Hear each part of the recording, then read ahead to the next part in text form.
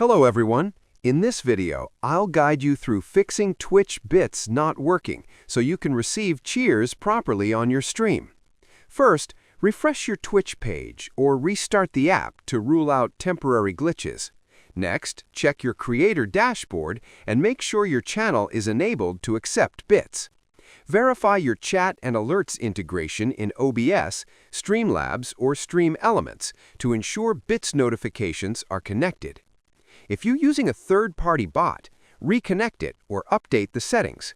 Also, confirm that your viewers are logged in to their Twitch accounts and have bits available to use. Clear your browser cache or app data to remove any corrupted files. Finally, test a small cheer to ensure everything is working. These steps usually fix bits issues and make cheers show up correctly on your Twitch stream. Subscribe the channel for more videos.